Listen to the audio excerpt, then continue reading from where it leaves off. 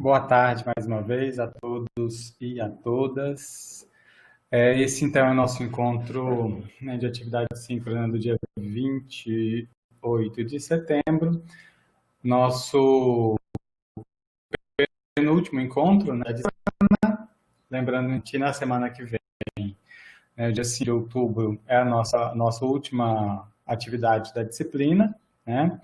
Então, eu peço a todos vocês, colegas que não estão presentes, que vocês passem a informação, né, para ficar atentos à execução das atividades, né, dentro do período correto agora dessa última semana, né?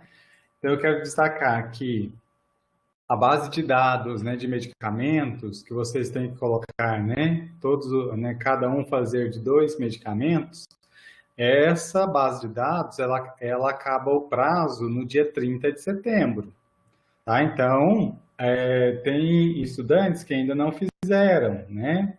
É a minoria, mas ainda tem estudantes que não fizeram. Então, Ana Lara, Louana, Maísa, Milena, Tainara.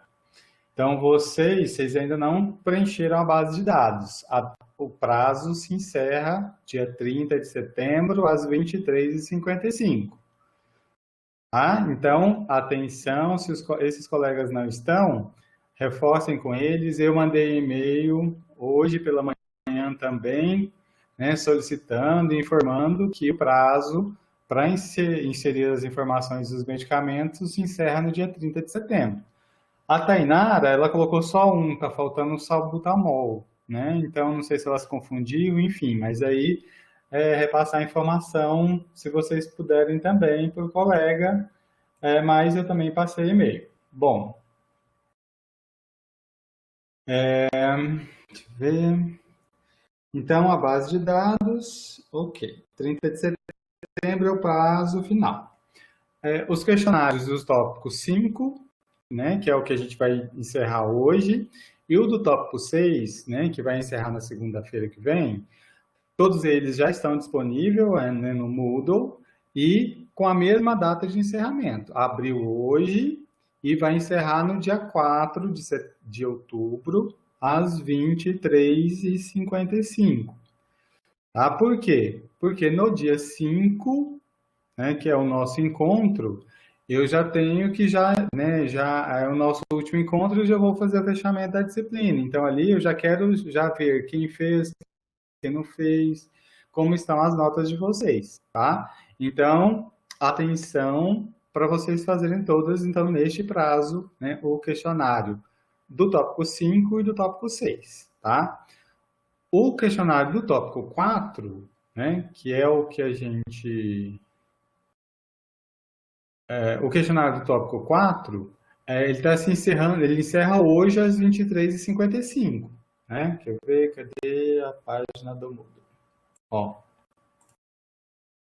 só vamos lá para mostrar para vocês. Ó, então aqui, ó, do tópico 6, vocês vão ter até dia 4 de outubro, às 23h55, então já está aberto hoje. O do tópico 5 também, ó, dia 28 até dia 4, às 23h55. Aqui ele não pegou a hora, depois eu só confirmo aqui. Mas é o mesmo horário, até 23h55. O do tópico 4, o questionário, ele fecha hoje, às 23h55. Então, quem ainda não respondeu o tópico 4, façam isso até hoje, às 23h55. Os questionários dos tópicos 1, 2 e 3 já se encerraram, né? Sem prazo.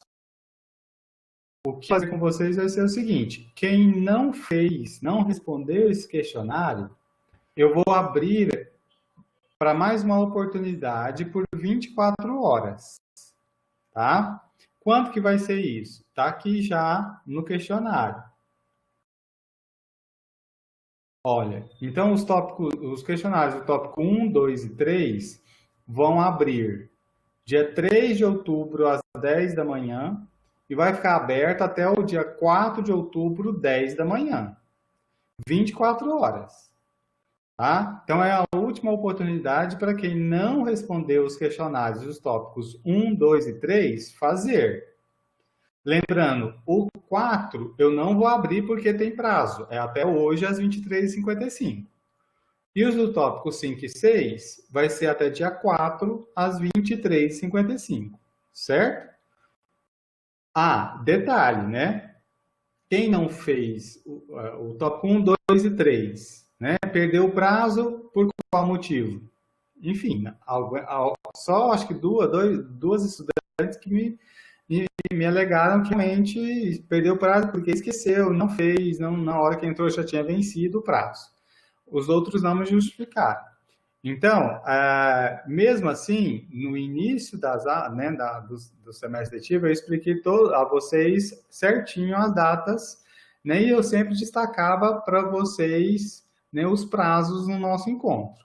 Tá? Então, ok, eu vou conceder essa outra oportunidade para fazer os questionários anteriores, mas a nota não vai ser igual para aquele que respondeu no prazo correto. Tá? Então, vocês vão responder né, o questionário e eu vou reduzir 20%. Tá? Por quê? Porque não cumpriu o prazo. Então, eu não acho justo aquele que cumpriu o prazo tirar a nota, né, integral e aquele que não cumpriu o prazo agora, né, nota integral também. Então, aí, 20%. Ah, 20% é o quê? 20% da nota que você tirar, tá? Ah, então, se eu tirei 10, 20% é 2, vai ficar com 8. Tá? Se eu tirei 8, 20% é 1,6. Tá? Então, aí, 1,6 vai ficar com 6,4.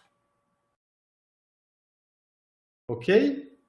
Então, a todos, mais uma vez, a todos que perderam ou não responderam os questionários do tópico 1, 2 e 3, esses questionários estarão disponíveis para serem respondidos das 10 da manhã, tá? Do dia 3 de outubro, que é o sábado, até as 10 da manhã do dia 4 de outubro, que é o domingo. Tá bom?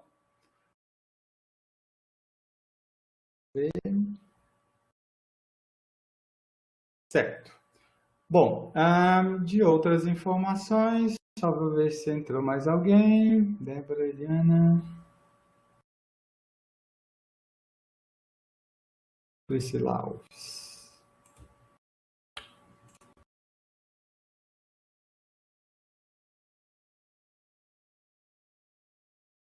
Alguma dúvida até aqui dessa questão dos questionários e da forma do conteúdo? Dessa organização dessa última semana?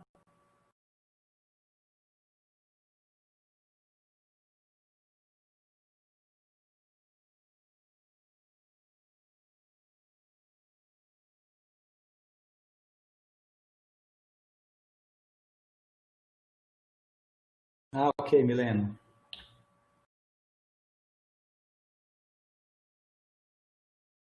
Pergunte, Milena.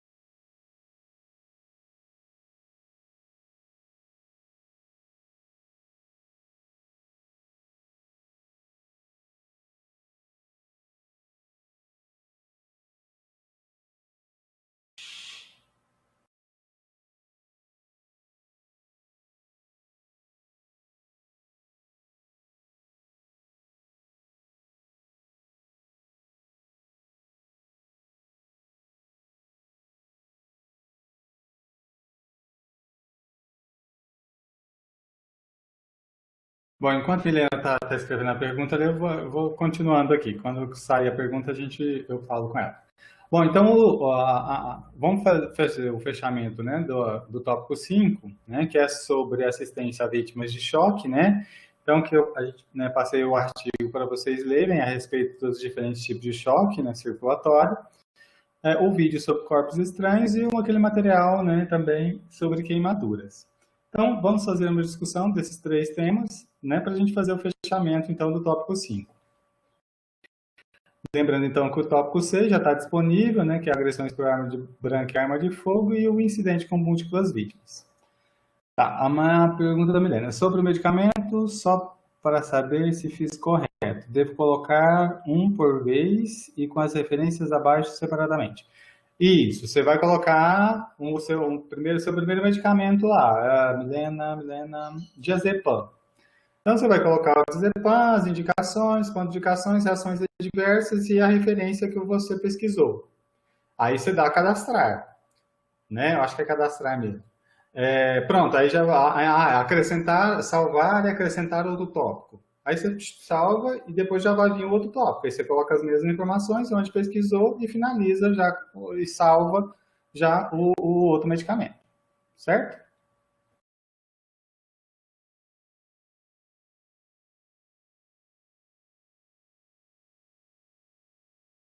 Então, vamos falar primeiro a respeito do choque, tá? Não sei se vocês se recordam, né? Nós falamos sobre choque lá em Primeiros Socorros, né? Num videozinho até, né? Que o cara compara eu fiquei em estado de choque, né? Quando a pessoa se assusta, né? Fica sem reação frente a uma situação inesperada, né? Então, esse tipo de estado de choque, né, aí é um do senso comum, né? Quando a gente fala de estado de choque na área de saúde, nós estamos falando aí do choque circulatório, né? E muitas vezes, dentro do ambiente, a gente fala realmente, o paciente está em choque, né? Então, abrevia o termo pelo a designação ali de estado de choque. Bom, esse estado de choque, ele significa, né, sempre que nós ouvirmos, né, esse termo se referindo a um paciente, está se referindo a uma falência circulatória, né, aguda que esse paciente está apresentando, né, em decorrência da deficiência de oxigenação para os tecidos. Então, a oxigenação sistêmica do indivíduo não consegue mais abastecer as células do nosso corpo de uma forma integral com oxigênio e nutrientes, tá? Bom, a terapêutica, né, ela vai depender muito da causa, né, inicial do estado de choque, tá? Mas é algo, né, que provoca, né, esse estado, né, de alteração circulatória, é um estado que provoca ou tem, né, altas taxas de mortalidade, né, principalmente aí dos pacientes internados aí em terapia intensiva, né, que são aqueles pacientes que estão em estado de maior gravidade do seu estado, né, da sua situação de saúde.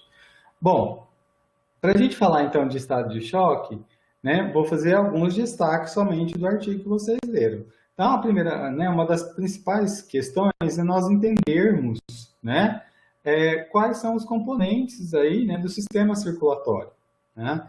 E aí a gente tem, né, o primeiro componente, né, daí do sistema circulatório vai ser, claro, né, o coração, né, que age aí como uma bomba hidráulica, né?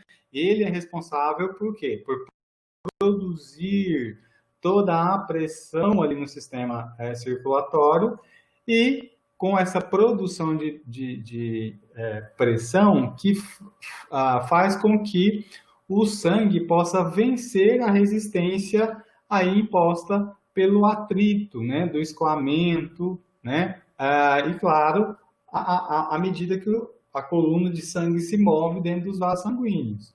Porque é o seguinte, o sangue ele não desliza sem nenhum atrito dentro do vaso sanguíneo. Não, a hora que o coração contrai, né, ventrículo se contrai, o sangue ele vai encontrar já uma resistência ali. Por quê? Porque já existe sangue dentro, né, do sistema circulatório e, claro, esse sangue para ele se mover, ele tem que vencer essa pressão que já está ali, então por isso que o ventrículo esquerdo vamos a exemplo, ele tem que fazer uma pressão tal maior do que a pressão que está ali dentro da artéria aorta, para que o sangue realmente possa percorrer, né, todo o sistema arterial e chegar lá a nível de capilares. Então, essa pressão ela tem que ser maior ali no ventrículo esquerdo. E, claro, também como à medida que o sangue vai se movimentando, ele vai tendo atrito com a parede dos vasos, as próprias células que compõem, né, o nosso sangue. Pelo turbilhonamento ali de umas e outras, isso também provoca uma resistência. Então, tudo isso, o coração, ele é um grande responsável por fazer uma pressão tal para vencer todas as forças que poderiam impedir que o sangue se deslocasse por dentro, né, por dentro do sistema circulatório. Bom, o segundo componente é o sistema arterial. Né? Então, olha, coração bombeia, né? O sistema arterial recebe esse sangue. Então, o componente arterial, ele abriga cerca de 30% do volume sanguíneo, né? E trabalha, claro, produzindo uma pressão aí, né? Então, você recordam? Lá na... Deixa eu só procurar.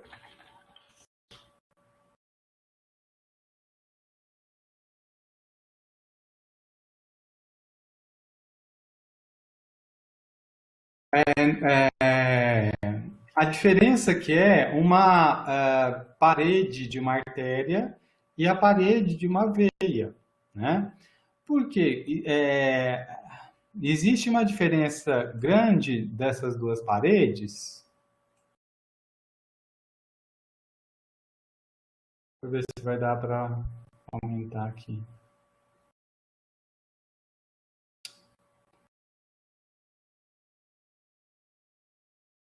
Existe uma diferença grande das duas paredes que... essa imagem aqui não está legal. Espera aí. A parede arterial, como ela lida com receber o sangue em uma pressão maior, então ela tem uma parede muscular mais espessa, né? Porque recebe o sangue em alta pressão. No coração, ventrículo, sangue, artéria, aorta, aquele sangue da mente, não é? Aquele sangue, ele rapidamente ele vai ser recebido na artéria aorta. Então, a artéria aorta, como uma artéria que ela vai se distender, porque ela tem uma musculatura forte ali que pode absorver essa pressão, se distendendo, né? E a partir do fechamento ali, né, da válvula do ventrículo esquerdo, esse sangue que foi acumulado ali, a artéria continua se contraindo aí a impulsionar o sangue. E por essa razão que a gente sente a onda de pulso, né? Eu sinto a onda de pulso aqui na minha artéria radial, por quê?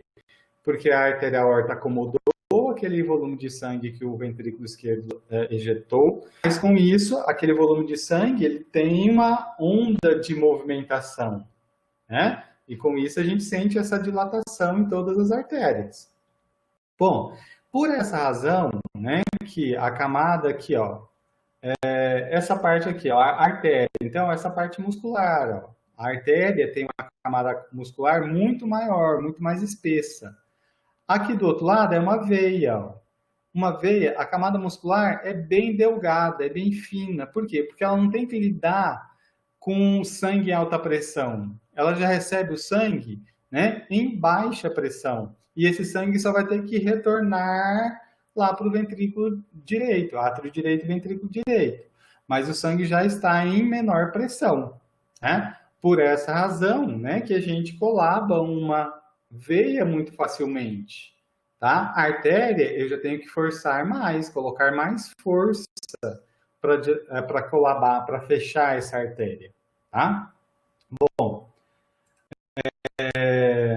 então, como o componente arterial, por que ele só recebe, né, acomoda 30%? Porque o volume né, pela característica das paredes, né, desses vasos sanguíneos, né, da parte arterial, eles contraem e mantêm um tônus muscular ideal para que o sangue faça o teu caminho de uma forma correta, vamos assim dizer, tá?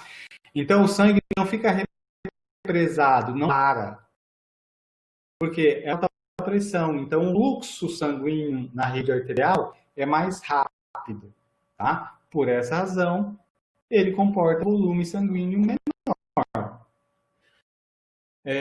O componente é o venoso, né? Esse sistema venoso, ele, como eu disse, as paredes venosas elas são mais, a parte muscular é mais fina, dilata com mais facilidade, então ele acomoda o sangue com maior facilidade. E por esta razão, né, ele vai acomodar maior volume sanguíneo,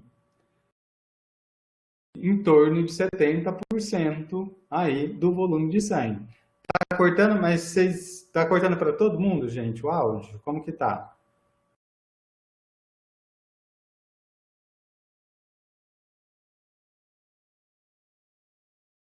Diz aí.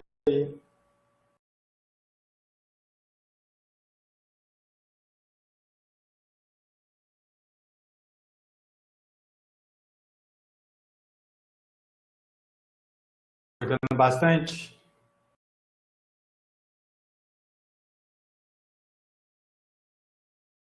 Difícil de acompanhar?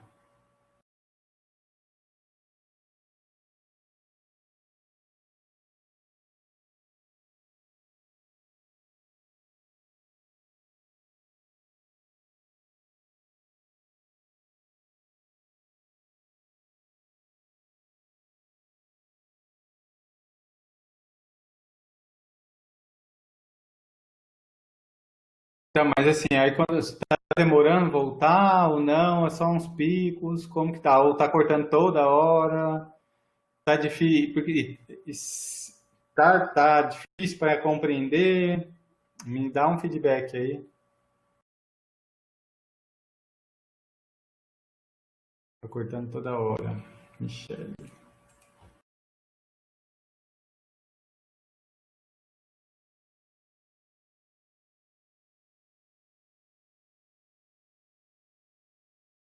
Tá cortando e volta constante. É,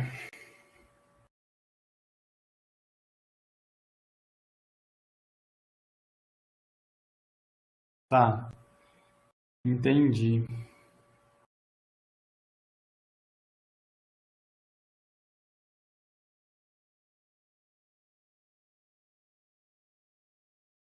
Bom, vou fazer o seguinte, vou continuando aqui.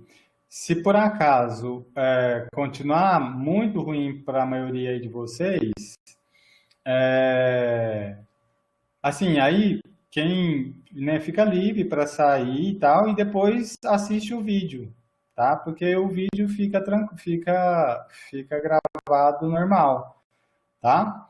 Mas eu já anotei, né, quem estava presente, mas de tudo, se ficar muito ruim, vocês fiquem à vontade para sair e depois assistem o vídeo no outro momento, tá bom?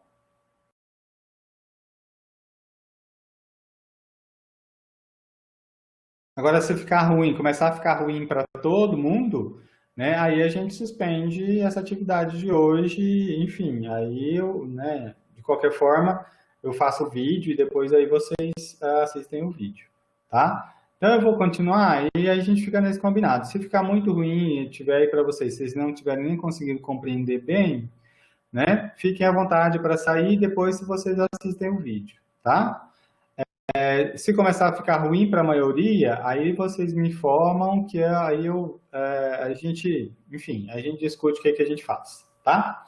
Então vamos continuar aqui. Então o volume, o sistema venoso, ele comporta, ele recebe a grande, né, a parte do sangue, 70% do volume sanguíneo está no sistema venoso. Por quê? Porque as veias têm essa parede espessa, recebe o sangue em baixa pressão, e com isso, né, ela vai comportar o maior sistema, o maior, desculpa, o maior aporte de volume sanguíneo, tá?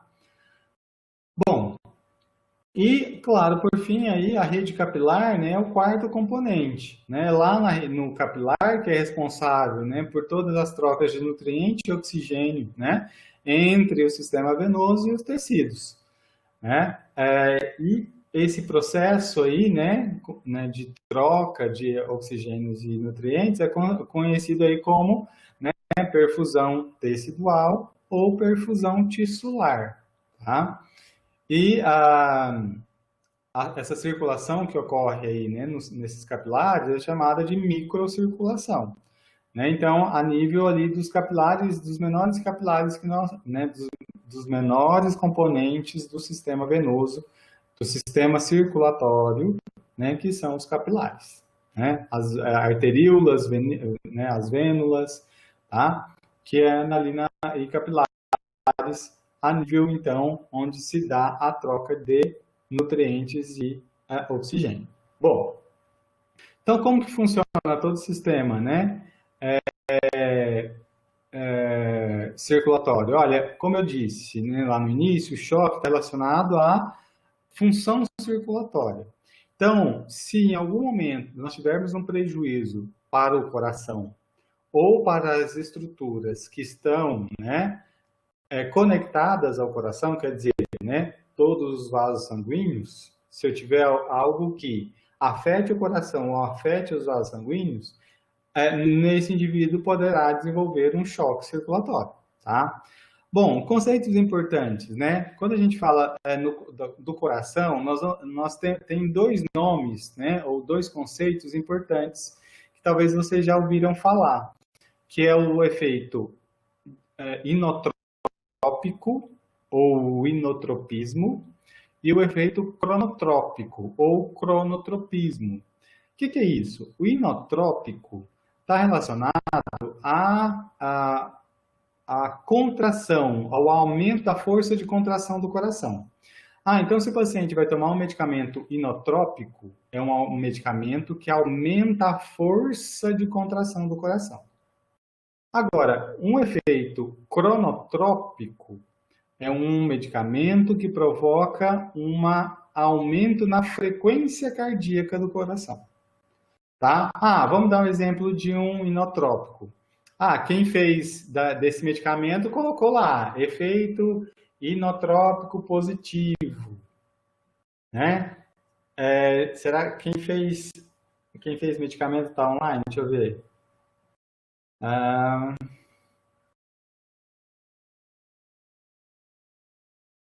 Cadê?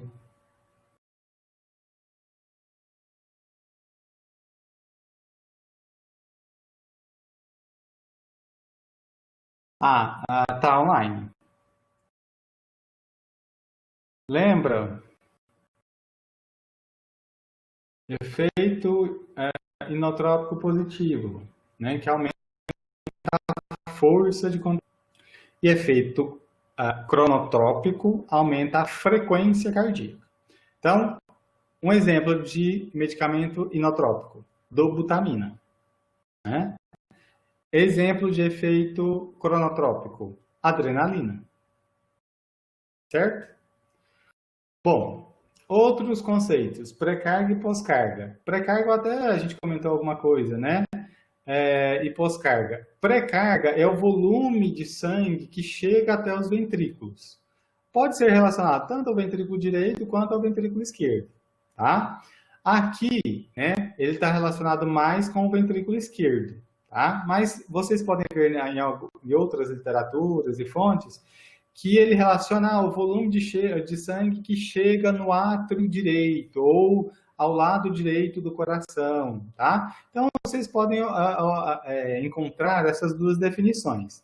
Mas, né, o importante é pré-carga, né? É esse volume, né, que chega ali no coração e que provoca, então, uma tensão na parede, né, do ventrículo, tá? Bom, e pós-carga? Pós-carga já é a força, né, a pressão que o coração tem que fazer para ejetar o sangue para o sistema arterial.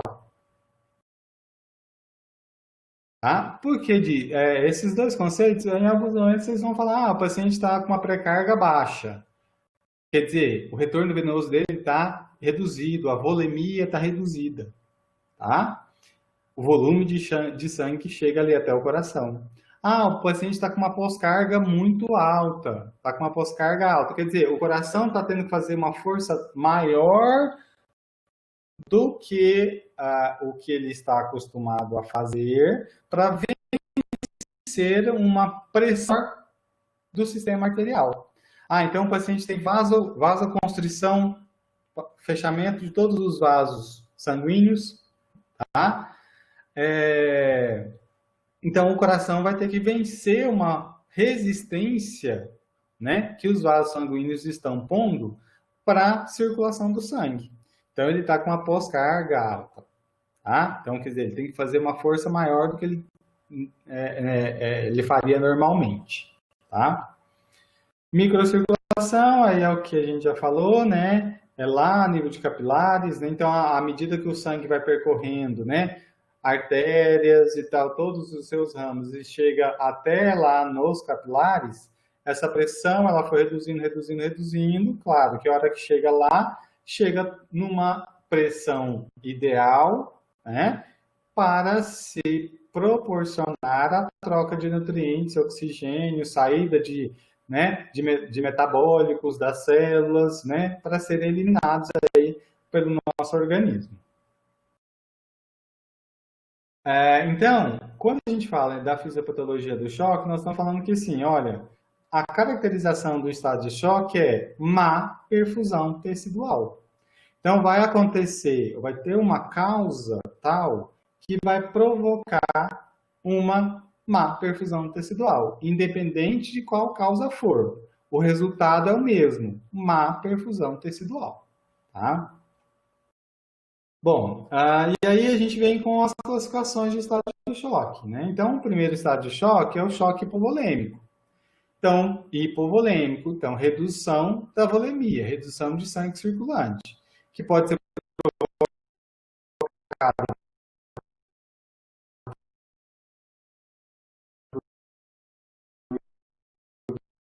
por hemorragias. Caiu a conexão aqui, por isso que eu parei, gente. Então, na desidratação, o paciente perde líquido da mesma forma. Seja por vômito, seja por diarreia, mas ele vai perdendo líquido, e isso faz com que haja redução do volume circulante. Grandes queimaduras, o paciente também perde volume, né? Ele perde a barreira, né?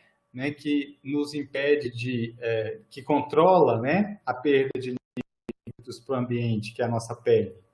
Então, em queimaduras de segundo e terceiro grau, o paciente perde grande volume ali, né, pelas queimaduras, podendo desenvolver choque hipovolêmico, tá?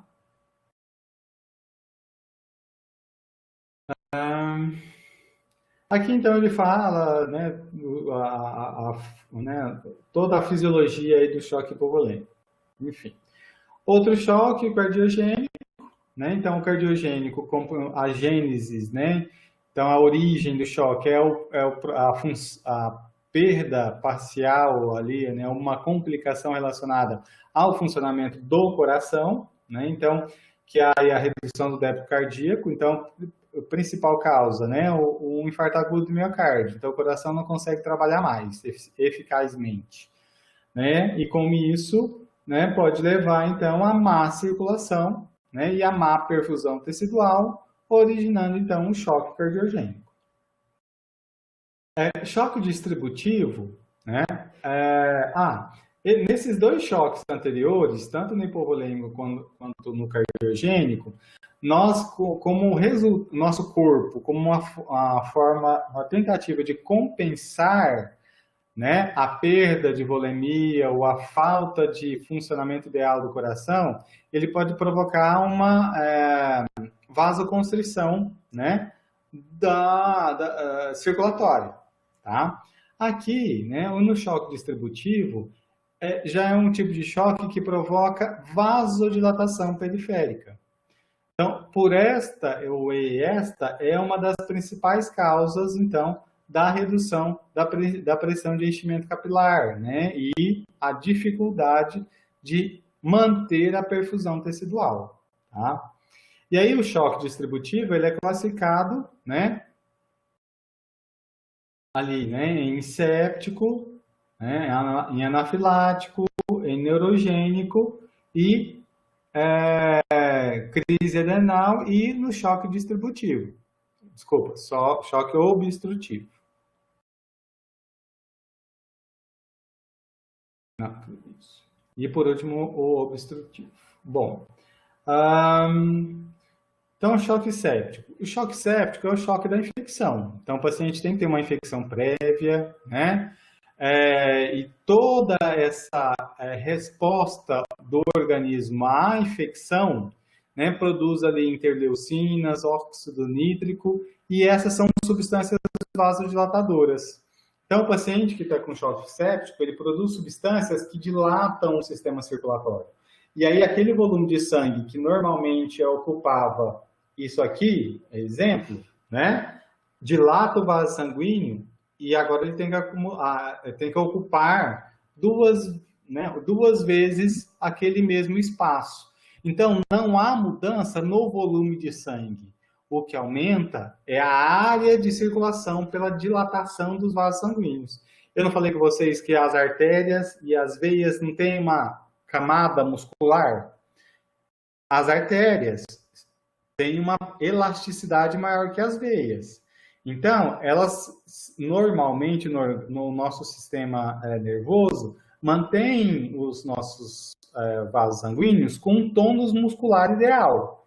Ele não está nem todo contraído e nem todo dilatado, está ali, né? Meio termo, que seria a luz, né? Uma posição normal do volume da luz, né? Do vaso sanguíneo. Quando eu tenho aqui um choque séptico, a infecção e a resposta inflamatória que o corpo produz então substâncias que fazem com que a musculatura dos vasos sanguíneos se dilatem. E com isso, aquele volume de sangue que estava mantendo uma pressão ideal normal e tal, agora ele tem que ocupar um volume maior.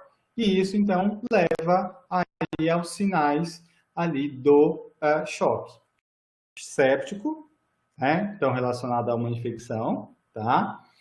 Que, de uma mesma forma, no anafilático, né?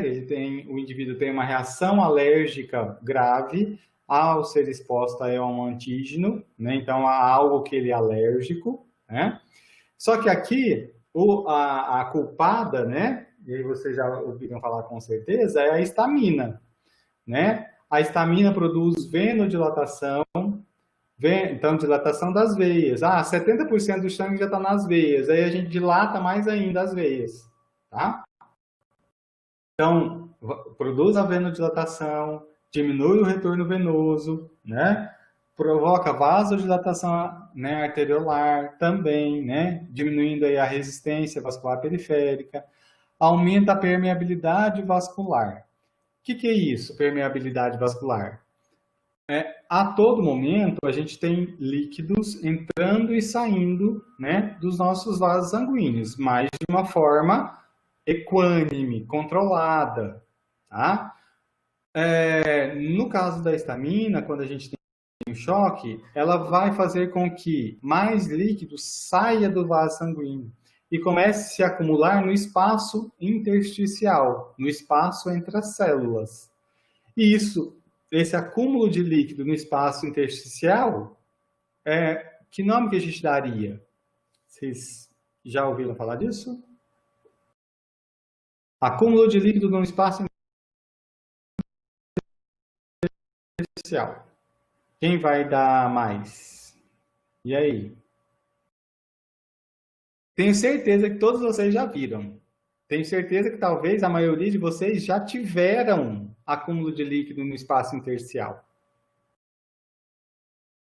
Em grande, né? Em grande monte, né? Montante, né? Edema, isso mesmo, né? Então, esse acúmulo de líquido num espaço intersticial em grande, num volume maior, né, provoca edema, tá? E aí, uma grande preocupação, né, no choque anafilático é o edema na glote. Tá? Então, geralmente, né, o paciente, ele vai, no caso do choque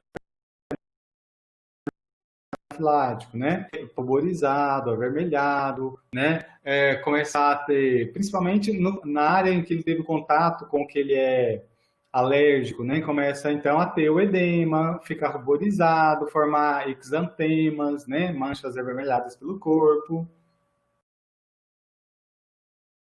Noriel, então choque hipovolêmico é a baixa volemia. Isso mesmo, choque hipovolêmico é a perda de volume sanguíneo, seja por uma hemorragia ou seja por uma desidratação grave. Tá? Então, no choque anafilático, o edema de glote é algo que me preocupa muito. Por quê? Porque pode ocorrer, muitas vezes, até antes do choque anafilático ser diagnosticado e ser instalado. Né? Então, ser um dos primeiros sinais, né, e sintomas que o paciente possa apresentar é o choque anafilático. Então, esse paciente ele tem que ser atendido rapidamente na sala de emergência para evitar a instalação do choque, né, do edema de glote, né, com medicamentos, né, como a adrenalina subcutânea, a nebulização com adrenalina, né, para reduzir ali o edema ou a possibilidade de edema de glote. Como que eu fico sabendo, né, que o paciente está fazendo edema de glote? Claro, ele vai queixar dificuldade respiratória, né? A respiração dele vai começar a ficar muito ruidosa. Se você pega o esteto e coloca aqui, né, a nível aqui da glote, tá? A gente vai, porque normalmente quando você faz isso e respira, você só ouve um som do ar ali, mas de uma forma bem baixinha, tá? Quando a glote está se fechando, né, está tendo edema, ela provoca mais ruído, porque tem um turbilhonamento maior do ar. Então, a respiração ela fica mais, e claro, o paciente tem que fazer mais força, então a respiração fica mais ruidosa, tá? Então, esse paciente tem que ser, né, admitido, tem que ser atendido mais rapidamente, porque a morte ali está muito evidente para esse paciente, né, com edema de glote. O choque neurogênico, né, já é um choque relacionado a uma injúria, a uma lesão no sistema nervoso central. Seja ele, né, na parte de encéfalo, seja a nível de medula, a nível medular. Tá? Então, o nosso sistema nervoso central, eu não disse a vocês que os nossos vasos sanguíneos mantêm um tônus muscular ideal? Quem que faz esse vaso manter esse tônus? É o nosso sistema nervoso central.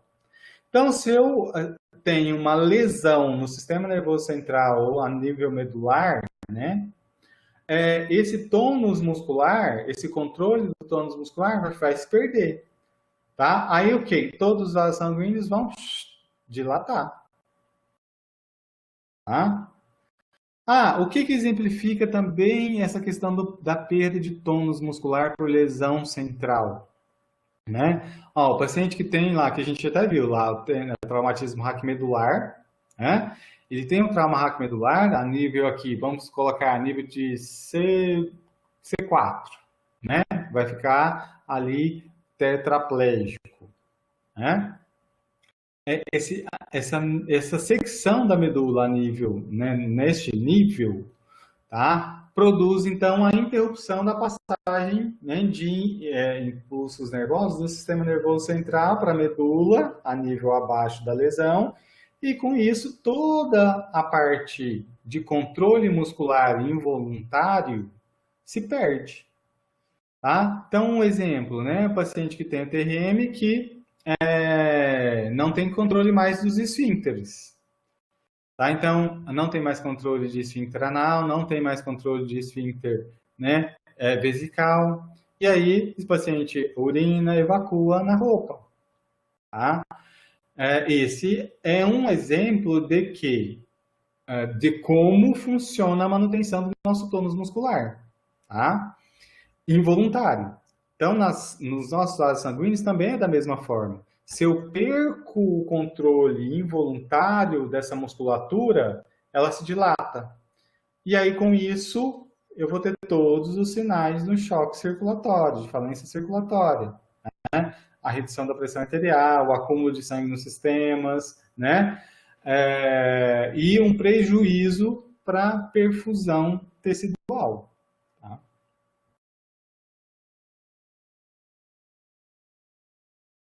Crise adrenal. O último estado de choque é o choque obstrutivo. Esse choque, ele já, né, é provocado por ocasiões que possam permitir, né, a compressão dos grandes vasos sanguíneos, né, do próprio coração. Então, por lesões, compressão, né, dos vasos sanguíneos ou do próprio coração. Então, exemplo aí, né, o pneumotórax hipertensivo, né? Então o paciente tem uma lesão intratorácica, né, que vai impedindo, né, o retorno venoso eficiente para o coração, né? Por quê? Se eu tenho um aumento dentro da pressão do tórax, as veias cavas, a parede de uma veia cava, a parede da veia cava é maior, né? A luz da veia cava. Mas a sua parede, como uma veia que é mais sensível à compressão. Então, se eu tenho uma estrutura dentro do tórax que comprime, que aumenta a pressão dentro do tórax, eu vou ter um prejuízo para a circulação, para o retorno venoso ali, né, da veia cava inferior e superior. E com isso, eu tenho dificuldade do sangue chegar até o coração. Tá? E, neste caso, você pode ter um choque obstrutivo por pneumotórax. Então, o ar está entrando dentro, né, da cavidade torácica, está ocupando o espaço, e com isso ele aumenta a pressão dentro da cavidade torácica, que leva a um prejuízo para o retorno venoso ali, né, para o coração. E toda a circulação vai ficar prejudicada. Tá? O tamponamento cardíaco, né, eu acho que comentei isso com vocês no ferimento em tórax, né? Então, o paciente pode ter algum ferimento, né, algum trauma, que provoque sangramento ali dentro do saco pericárdico. O que é isso, saco pericárdico? O nosso coração ele está envolto numa membrana, ele é envolvido por uma membrana. Uma membrana que está aderida realmente à musculatura cardíaca, tá? Que é o pericárdio visceral, e uma outra membrana que está intimamente ligada a essa, que é o pericárdio parietal, tá? Ou seroso. Tá? Então, ali, ó, o coração, quando ele se contrai, ele está deslizando, né, no pericárdio parietal. Tá? Então, a gente fala que tem um espaço virtual, tá? Normalmente. Por quê? Porque ele está ali, mas você não vê. Por quê? Porque as membranas estão roçando, estão intimamente se atritando, tá? Mas é um atrito, né, que não provoca prejuízo, é um deslizamento, na verdade, né? É um deslizamento fisiológico entre as duas membranas. Só que ocorre um trauma ali no coração que começa a sangrar. E o sangue começa a acumular entre os dois pericárdios, né? Entre o pericárdio visceral e o parietal. E aí, aquele espaço que era virtual, agora ele começa a se formar pelo acúmulo de sangue. E o sangue vai acumulando, só que aí, à medida que o sangue acumula dentro do saco pericárdico, ele não tem saída, gente. Tamponamento cardíaco é isso. O sangue está acumulando dentro do pericárdio, mas ele não sai para lugar nenhum. Ele começa a ocupar o espaço do coração. E aí chega num momento tal que o coração, então, não consegue se contrair eficazmente porque o sangue está impedindo essa contração. Nesse momento, a gente fala que o paciente está tendo um tamponamento cardíaco. tá? Quando o ferimento exemplo, acho que até o videozinho que passa, eu acho que não, acho que é só o vídeo. Uma ferimento por arma branca, perfura o pericárdio parietal e o pericárdio visceral começa a sangrar para dentro da cavidade do tórax. Ó, ali não, houve um ferimento perfurativo, começa a sangrar para fora. Neste caso ali, o tamponamento cardíaco, ele não vai ocorrer, tá? Só ocorre, né, em traumas fechados, né, em que o sangue começa a acumular dentro do saco pericárdico. Outro tipo de choque, né, obstrutivo é o do tromboembolismo pulmonar, né? Então, da mesma forma, né? Então, o atrito aí, né, entre o que ocorre, né, a existência ali, né, do trombo na circulação venosa, principalmente formado nos membros inferiores, tá? Pode ser aí o ponto de partida para a ocorrência né, desse choque. Por quê? O trombo se formou, principalmente ali no membro inferior, né? Ele se desloca no sistema venoso. Quando ele está se deslocando, então, né, ele recebe o nome de êmbolo. E aí ele chega, né, veia cava inferior, átrio direito, ventrículo direito, vai para as artérias pulmonares, só que quando ele chega lá no pulmão, onde os capilares pulmonares, a gente tem uma redução da luz, né, da espessura, né, ali do vaso sanguíneo, o trombo obstrui. Tá? E isso vai levar a todo um prejuízo da função respiratória e circulatória do paciente. Tá?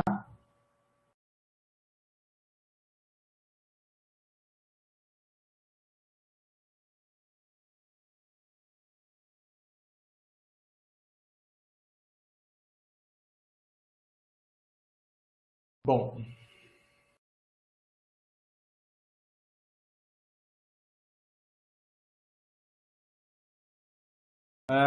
alguma pergunta aqui de choque?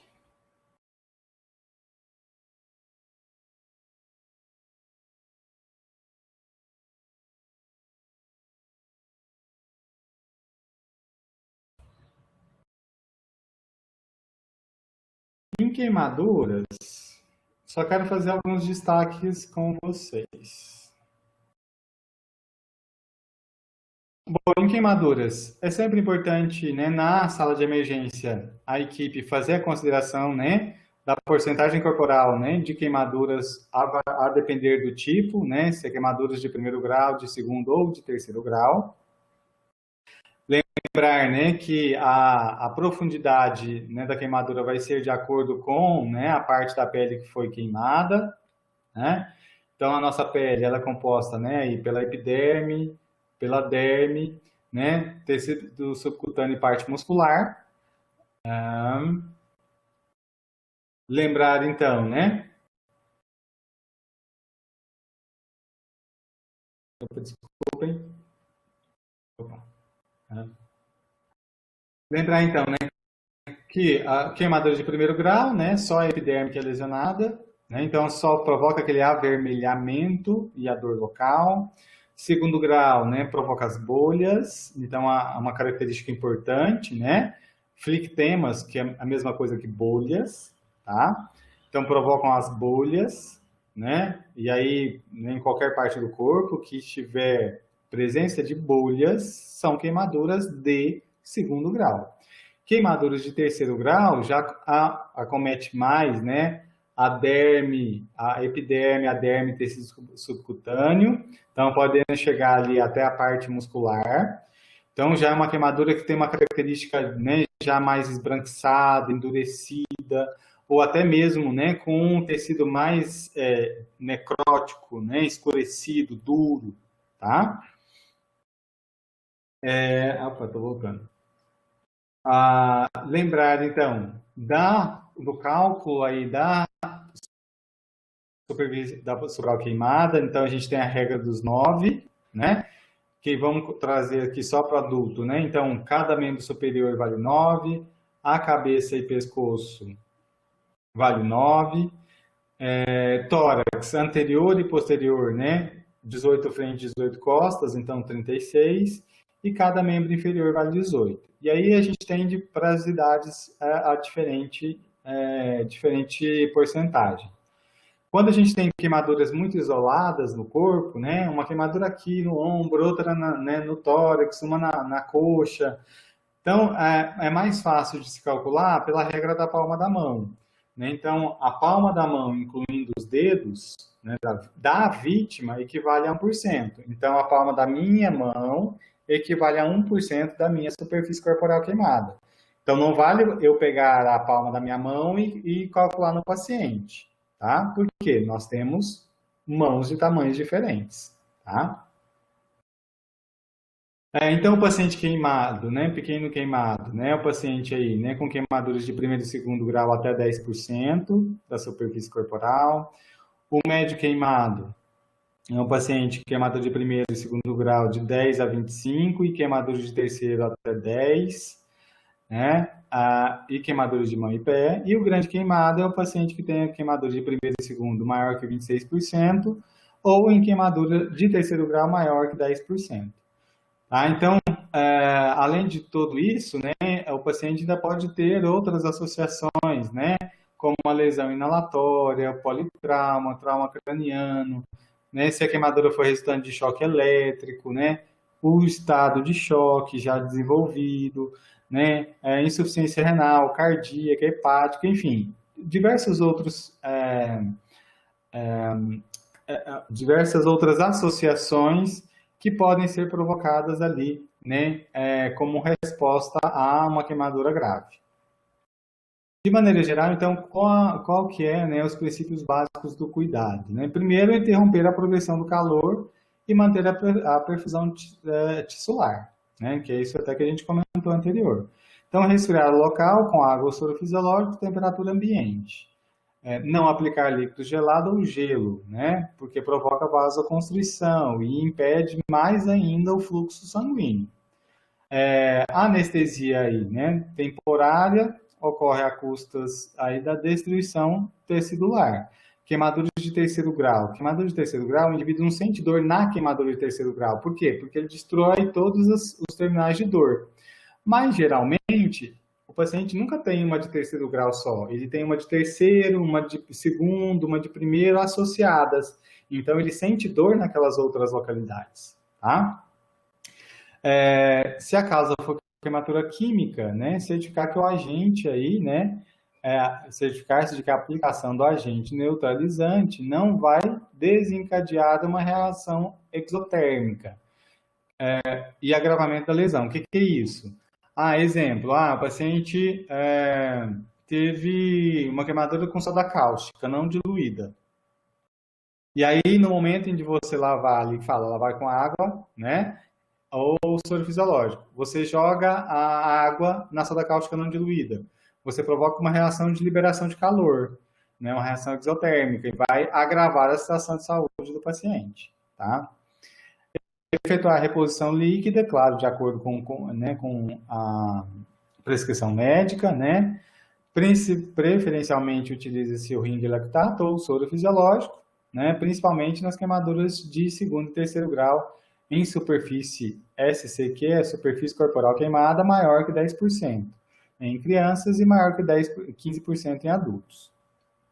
Controle da dor, proteção da lesão e tratamento de infecção também são importantes. Então, medicamento analgésico no paciente nesse momento, a sedação, claro, se o médico julgar que seja necessário, né? Curativo oclusivo, né? Exceto, claro, em períneo e orelha, né? Onde a compressão excessiva aí, né? Pode provocar, né, a condrite, né? Que é a inflamação das cartilagens, tá? Antibiótico-terapia para evitar a infecção, geralmente a súvara de azida de prata é um medicamento de escolha, né, na hora que for fazer o tratamento já mais definitivo, primeiro, né, se tem queimaduras de segundo grau associadas, né, vai ser a eliminação de todos os líquidos que foram acumulados, quer dizer, todas as bolhas que se formaram, ali no ambiente da sala de emergência, elas vão ser perfuradas, vão ser drenadas, tá? Somente drenadas, a gente não vai retirar aquela pele, né, nesse momento. Elas só vão ser drenadas, passando sobre sovadeazida de prata e enfaixadas, tá? E no decorrer depois diário, né, do tratamento, né, da troca dos curativos, essa pele morta, né, ela vai saindo de acordo com a, a própria evolução da ferida ali da queimadura, tá? Espera aí que eu vou, deixa eu ver aqui. Ai, voltei. Espera aí. Quero aumentar, mas não está dando certo.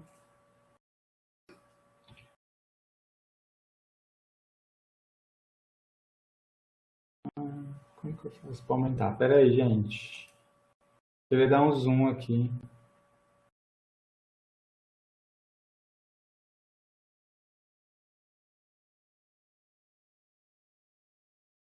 Ah, não tô... Bom, esse daqui é só não sei se vai dar para vocês verem, tá dando para vocês verem com mais clareza aí. Então, é só também um fluxograma do atendimento ao grande queimado, né?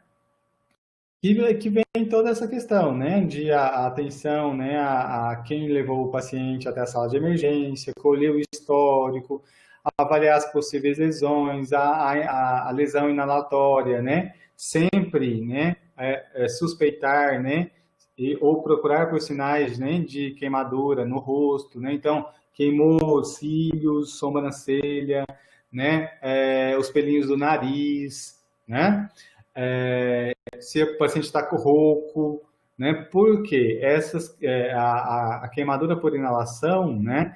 Ela pode levar a um prejuízo imediato da função ventilatória, respiratória do paciente.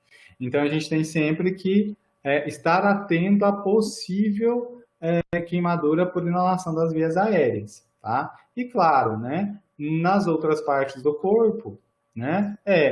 Identificar as lesões, classificar as lesões, né? E depois realizar o tratamento de acordo com a prescrição médica, né? Que vai ser ali por administração de analgésicos e o curativo na área queimada. Isso tudo ali na sala de emergência.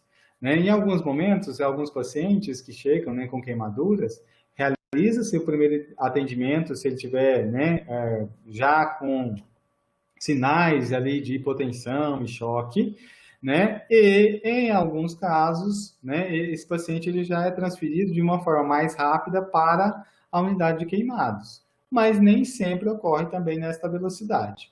Em alguns momentos, né, principalmente quando não tem o leito disponível naquele momento, então ele vai ser atendido na sala de emergência e posteriormente transferido para a unidade de queimados.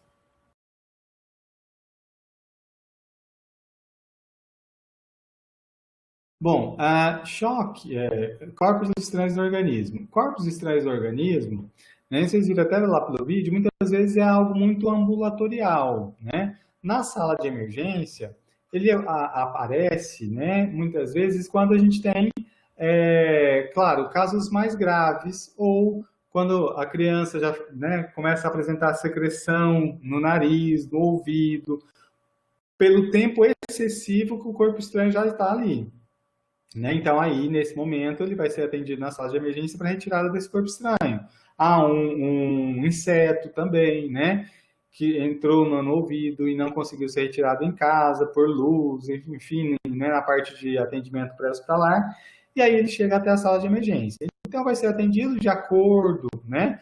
Com aquele corpo estranho que está ali no organismo, né? E vai ser providenciado a retirada adequada para cada tipo de corpo estranho. É mais grave, claro, o corpo estranho na garganta, né? Que, claro, vai levar aí, né, ou impedir o processo respiratório e pode levar a óbito. Então, para este tipo de paciente, né, a parte do atendimento pré-hospitalar é muito importante, né? Porque se alguém lá onde ele teve o engasgamento e a obstrução respiratória, realizou alguma, né, a manobra de Heimlich, né, que é aquela compressão, né, lembre lá de primeiros socorros, a compressão, né, abdominal, né, para aumentar a pressão no tórax, para disposicionar, né, o corpo estranho ali da via aérea, esse indivíduo ele vai ter mais chance de sobrevida. Agora, o paciente que engasga, tem uma obstrução respiratória, na unidade ou na parte de atendimento pré-hospitalar não se faz nada, ele chega ali já no ambiente hospitalar com 5, 10, 15 minutos de parada respiratória e parada cardíaca, claro que esse paciente, as chances de sobrevida dele são muito baixas, né? Mas é óbvio que a equipe tem que atender e proporcionar o atendimento ideal. Nesse caso, né, no âmbito da sala de emergência, a abertura da traqueia numa situação de emergência, ela pode ser utilizada. Então, seja realização, então, da cricotireoidostomia, a nível, então, da sala de emergência. Então, onde você tem ali instrumentos e profissionais adequados para realizar esse procedimento. Lembrar que a cricotireoidostomia, vocês talvez já viram isso em algum filme, né? Aquela, né, a abertura aqui da traqueia e coloca tubinho de caneta, exemplo, né? Que vocês já podem ter visto isso em algum filme. Mas o procedimento não é tão simples assim. Ele exige conhecimento técnico e habilidade técnica para realizar, tá? Então, ela é realizada por profissional médico, tá? Porque é um procedimento muito invasivo, claro, pode ser a única salvação para este indivíduo que está com obstrução respiratória, tá? Que não foi atendido adequadamente fora, não foram feitas tentativas de desobstrução dessa via aérea, tá? Ou foram feitas e não conseguiu-se, né, resultado eficaz, tá? Bom, mas é um procedimento grave, tá? Então, quando o paciente chega com corpos estranhos no organismo, a história, né, a anamnese, né, desse paciente, ela vai ser avaliada e a equipe de enfermagem, né, assim como toda a equipe que atende esse paciente, vai atuar de acordo com a gravidade do estado de saúde ali do paciente. Alguma pergunta?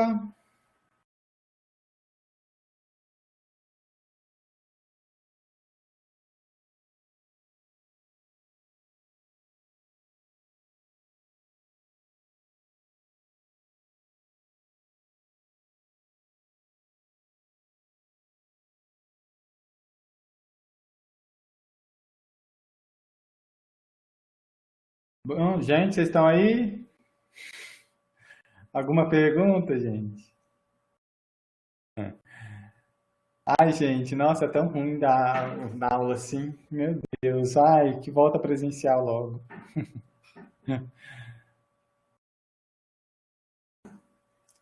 Bom, então, terminei o que tinha para passar para vocês hoje. Que volte presencial logo, amém. Oi, Elisângela. Sim, já tem data. Lá no site da Estes, já vou até colocar aqui para vocês, ó.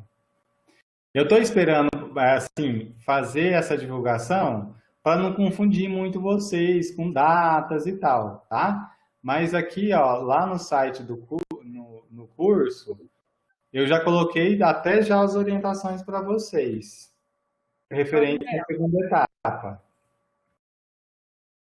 Aí, ó, quem quiser consultar, lá já tem as informações de quanto vocês têm que fazer solicitação, quais matérias que vão estar disponíveis para vocês, tá?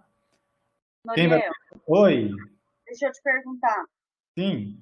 Em todos os tipos de choque, tem alguma coisa que relaciona eles, que assim que acontece em todos, que tem que ter um fator para poder acontecer em todos?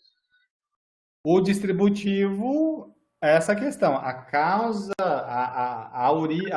inicial é diferente, mas a resposta do organismo é igual. Vasodilatação e má perfusão periférica. Ah, O distributivo, mas aí já o hipovolêmico é perca de volemia, o cardiogênico é o coração que não funciona adequado, E o obstrutivo é essa questão, né? A obstrução, né? A dificuldade do sangue circular por uma obstrução Levar do sistema circulatório. é o que dificulta o oxigênio, no caso assim, de levar o oxigênio para o organismo. Em todos E eles isso é comum. isso em Ah, todos eles, isso, em todos eles isso é comum. ok. Porque no hipovolêmico tem pouco sangue para transportar, Uhum. tá? No cardiogênico o sangue não consegue bombear, o coração não consegue Não consegue bombear, bombear. tá? No obstrutivo tem alguma coisa impedindo a circulação né, de ter adequadamente. E nos distributivos, né, tem-se toda uma redução da perfusão do tecidular, isso mesmo. Obrigada. Nada. É, Noriel, quem fez o primeiro módulo online, obrigatoriamente tem que fazer o segundo? Não, também é opcional, tá? Só faz quem quer. A mesma coisa, quem quiser vai entrar lá nos dias da matrícula e solicitar matrícula. Quem não quiser, é só não solicitar matrícula, tá?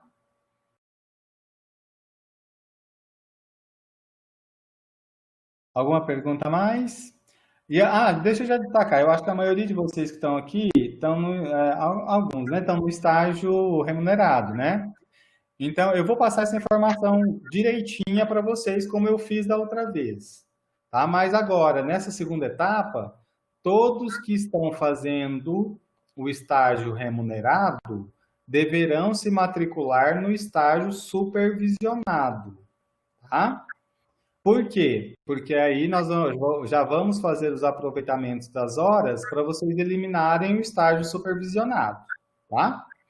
Mas isso, essa informação, estou antecipando, mas eu vou passar direitinho para vocês depois por e-mail. Ô, Noriel, em relação ao segundo módulo, Sim. faltam quantas matérias, no caso, assim, online, que vão ser disponibilizadas para a gente? Ai, não sei de cor, não. Eu coloquei aqui, ó, lá já. Depois você acessa. Olha, para Fica vocês, muito segundo pequenininho. período, uma, duas, três, quatro, cinco. Cinco para quem ainda não fez saúde coletiva 2. Para quem já fez saúde coletiva 2, tem quatro, Isso. tá? Aí depois vai ficar faltando alguma que seja obrigatória ser presencial? Do segundo período, não. Aí vocês só têm a obrigatória do presencial do terceiro período. Então quer dizer que a gente está repetindo o segundo período de novo. Mas isso daí eu já expliquei, Elisângela, como que era. Tecnicamente sim. Vocês fizeram o segundo período no currículo antigo. Isso. Quando a gente fez a equivalência, vocês caíram no segundo período do currículo novo. Porque agora o curso só tem 3 períodos de a matéria teórico-prática. O quarto período é só estágio. Então agora, a partir de Todo estágio. 2020, não tem estágio todo semestre mais. O estágio só ficou no último período, só no quarto período. Então, quando voltar às aulas presenciais, a gente vai ter terminado o segundo período e vai Isso. fazer as matérias do terceiro período. Isso. E quem já fez o estágio, já eliminou também o estágio. Então só fica faltando as matérias do Certo? terceiro período. Ok. Certo? Tá bom. Carolina Rodrigues. Eu pus presente, Carolina. O terceiro período tem prática. Aí precisa de presencial, né? Enquanto a gente não tiver retorno presencial, vocês não podem fazer a prática do terceiro período. É igual os meninos do primeiro período também. O primeiro período tem prática, então agora eles estão fazendo as matérias teóricas, mas não podem fazer prática do primeiro período, porque a prática tem que ser presencial. Sim, João?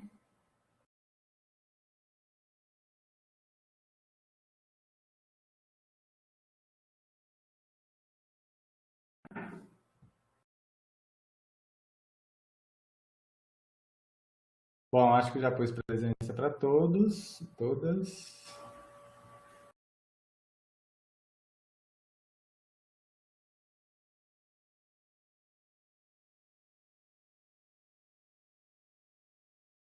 Thaís, ainda não temos essa resposta, tá? Vai depender ainda de algumas questões relacionadas ao hospital, tá? Então a gente está aguardando agora no outubro, né? Nós já vamos começar a ver isso com a reitoria e com a administração da IBSER, para a gente ver essas perspectivas aí, tá? E aí assim que a gente tiver notícia, a gente já vai falando, tá? Porque tem já contratos de vocês que encerram em novembro, né? Então, agora em outubro a gente já começa a ver isso.